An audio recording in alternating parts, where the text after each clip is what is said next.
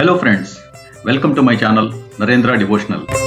ఈరోజు మనం ఈ వీడియోలో దక్షిణ కన్నడ జిల్లాలోని బెల్తంగడి తాలూకాలోని కొక్కడ నుంచి 3 కిలోమీటర్ల దూరంలో ఉన్న సౌతడ్క పుణ్యక్షేత్రం గురించి తెలుసుకుందాం. ఈ పుణ్యక్షేత్రం కుక్కే సుబ్రహ్మణ్య దేవాలయం నుండి దాదాపు 35 కిలోమీటర్ల దూరంలోను మరియు ధర్మస్థల నుంచి దాదాపు 16 కిలోమీటర్ల దూరంలో ఉంటుంది.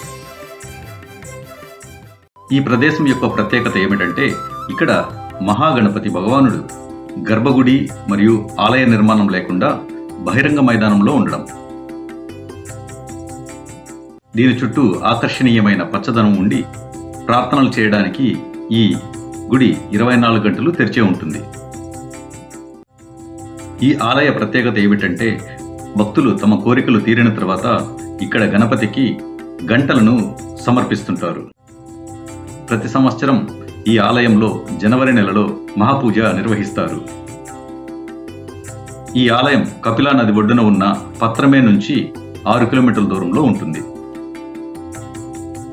ఈ సౌతడ్క ఆలయ పరిసర ప్రాంతాల్లో ఒక విశాలమైన గోశాల, పూజా సామాగ్రి అమ్మే చిన్నపాటి దుకాణాలు, సేవా టికెట్లు మరియు ప్రసాదాలు కొనుగోలు చేయగల ఒక చిన్న ఆలయ కార్యాలయం మరియు రుచికరమైన నైవేద్య ప్రసాదాన్ని అందించడానికి నిరాడంబరమైన ఆలయ వంటగది సౌతడ్కలో ఉన్నాయి.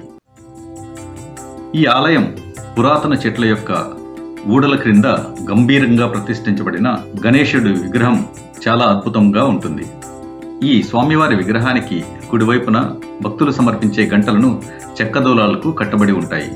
వివిధ ఆకారాల్లో ఇక్కడ కట్టబడిన ఇత్తడి గంటలు చాలా ఆకర్షణీయంగా ఉంటాయి. గోడలు లేని ఆలయం ఆసక్తికరంగా అనిపిస్తే ఆలయానికి సంబంధించిన కథలు కూడా అంతే మనోహరంగా ఉంటాయి. సౌతడ్క స్థల పురాణం ప్రకారం ఒక రాజకుటుంబం గౌరవంగా పూజించే గణపతి దేవాలయం ఒకసారి శత్రువులచే నాశనం చేయబడింది. ఆ ప్రదేశంలోని ఆవుల మందల వద్ద ఉన్న అందమైన గణపతి విగ్రహాన్ని శత్రువులు ధ్వంసం చేయనీయకుండా దానిని తమ వెంట తీసుకెళ్లి దోసకాయలు పుష్కలంగా పండే ప్రదేశంలో ప్రతిష్ఠించారు. కన్నడలో సౌతే అంటే దోసకాయ మరియు ఆడ్కా అంటే గడ్డి మైదానం కాబట్టి ఈ ప్రదేశం సౌతడ్కగా ప్రసిద్ధి చెందింది. ఇక్కడ రైతులు దోసకాయల పంటను భారీగా పండించి దానిని గణపతికి సమర్పించి అక్కడ ఆలయాన్ని నిర్మించాలని కోరుకున్నారు. కానీ ఒక నమ్మకం ప్రకారం గణపతి వారికి కలలో కనిపించి సౌతడ్కలో తన కోసం ఆలయాన్ని నిర్మించవద్దని కోరారు. దానర్థం తన చుట్టూ ఎలాంటి అధికారిక నిర్మాణాలు లేకుండా బహిరంగ ప్రదేశంలో ఉండాలని స్వామి తన కోరికను వ్యక్తం చేశారు. తద్వారా భక్తులు ఆయనను 24 గంటల పాటు దర్శించుకోవాలని స్వామివారి కోరిక. ఈ ఆలయం యొక్క ప్రత్యేకత ఏమిటంటే ఆలయంలో అందించే అనేక సేవల్లో అత్యంత ప్రాచుర్యం పొందినది అవలక్కి పంచకజ్జయ సేవ. అంటే అన్నం, బెల్లం, నువ్వులు, కొబ్బరి, తేనె మరియు అరటిపండు కలిపిన ఒక రుచికరమైన మిశ్రమం. లడ్డూ ప్రసాదాన్ని కూడా ఇక్కడ ప్రసాదంగా అందిస్తూ ఉంటారు.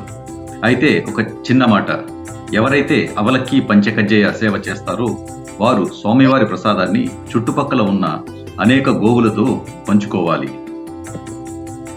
ఈ సౌతడ్క దేవాలయానికి చేరుకోవడానికి బెంగళూరు నుంచి మరియు మంగళూరు నుంచి ప్రయాణం చేయవలసి ఉంటుంది. ఒకవేళ మీరు కనుక బెంగళూరు నుంచి ప్రయాణిస్తున్నట్టయితే బెంగళూరు బస్టాండ్ నుంచి బస్సులు అందుబాటులో ఉంటాయి. మీరు మొదటగా కుక్కే సుబ్రహ్మణ్య కానీ ధర్మస్థల కానీ చేరుకొని అక్కడ నుంచి అందుబాటులో ఉన్న టాక్సీలు కానీ బస్సులో నుంచి కానీ సౌతడ్కకు చేరుకోవచ్చు. ఫ్లైట్లో వెళ్ళాలనుకున్న వారు ముందుగా మంగళూరుకు చేరుకోవాలి. మంగళూరు నుంచి బస్ సర్వీస్ కానీ టాక్సీలో కానీ వెళ్ళవచ్చు.